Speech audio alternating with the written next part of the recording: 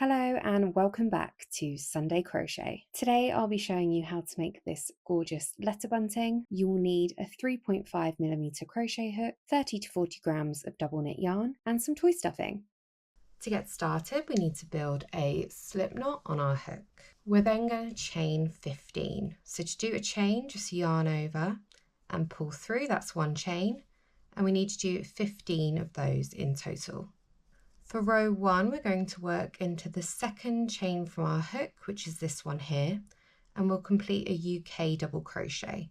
So insert your hook, yarn over and pull through until you've got 2 loops on your hook, yarn over and pull through the 2.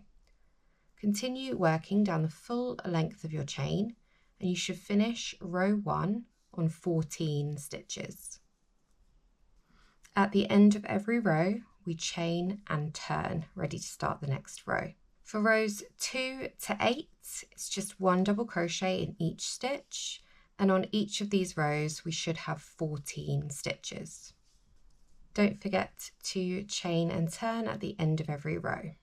At the end of row 8, your work will look something like this. We're going to break our yarn, pull that through, and then make sure our work is right side facing, so your starting tail should be on your left. We're then going to rejoin into the 4th available stitch on row 8. So count backwards, 1, 2, 3, 4.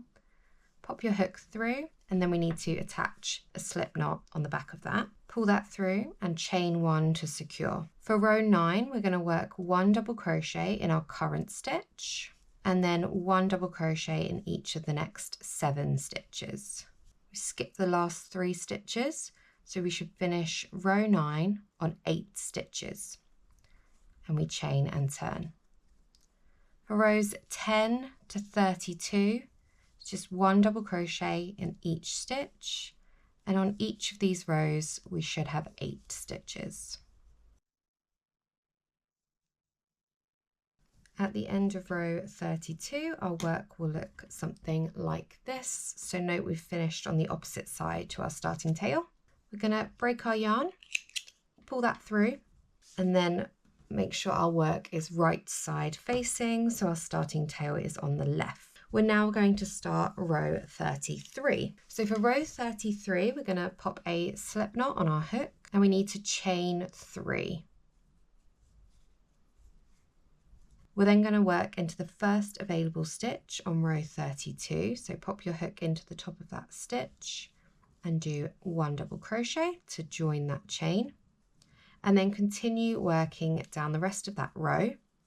So we should have 7 more double crochets to complete, and then we're just going to chain 4. So 1, 2, 3, 4. So 3 of those are our row, and then the last chain is our turning row. For row 34, we're going to work into the second chain from our hook, going into the back of our chain now, and we need to complete 1 double crochet in each of the next 3 chain.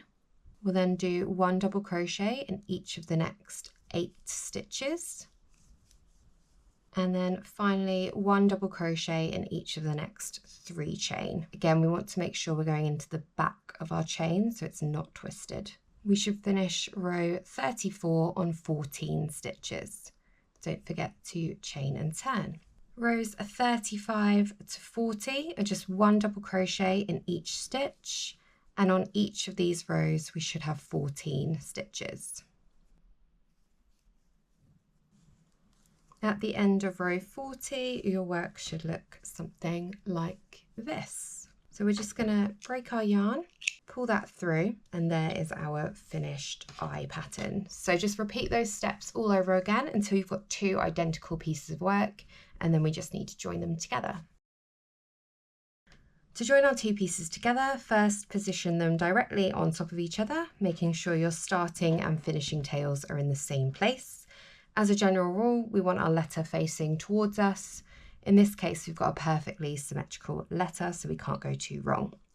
I'm then going to spin my work around so that I'm working into my starting chain, and I'm going to pop my hook into the second chain we made right at the very start of our work. So make sure you're popping your hook into the same stitch on both pieces. We then need to attach a slip knot onto our hook, pull that through and complete one chain to secure. So to join our work together, we essentially want to complete a round of double crochet along the edges of our work, placing one double crochet into chain or stitch edges, one double crochet into row ends, and 2 double crochets into external corners. So I'll show you what that means now. So first of all, we're going to reinsert our hook into the stitch we're currently in and complete a double crochet. We'll then continue working down the chain, completing 1 double crochet in each chain, which should take us to 13 double crochets to get to the end. When we get to the end, we want to reinsert our hook into this final stitch, which is what's going to allow us to make a corner and then continue working down this row end. As a general rule, I tend to place 2 double crochets on any external corners which are over 90 degrees. If I want something that's a bit more curved, then I won't place 2 double crochets. So for example, the bottom of a J or a U. We're now going to work into our row ends. If you're not familiar with crocheting into row ends, this can feel a bit tricky to start with, but essentially we want to take a look at these naturally occurring lines in our work. And at the end of these lines, you will find a lovely gap to go into. So we can see we're already at the end of this line.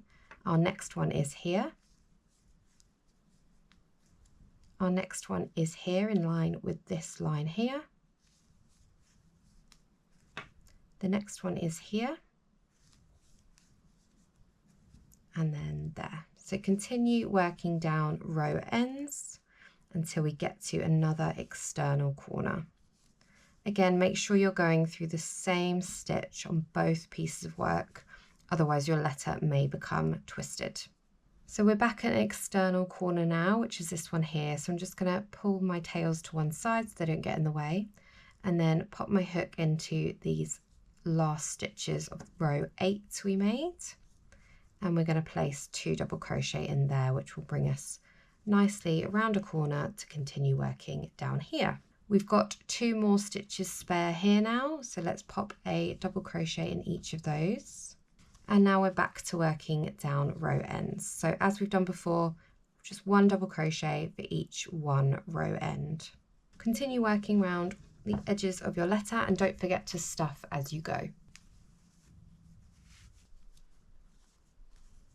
When you get back to the start, your first chain of your first row should still be free because we started in our second chain, and this is where we will place the 2 double crochet.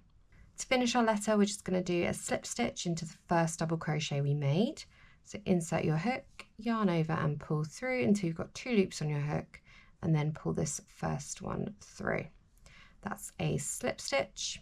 We can then pull this through, break our yarn, and there is our finished letter pattern. So now we just need to weave in all our ends and secure, and we are finished.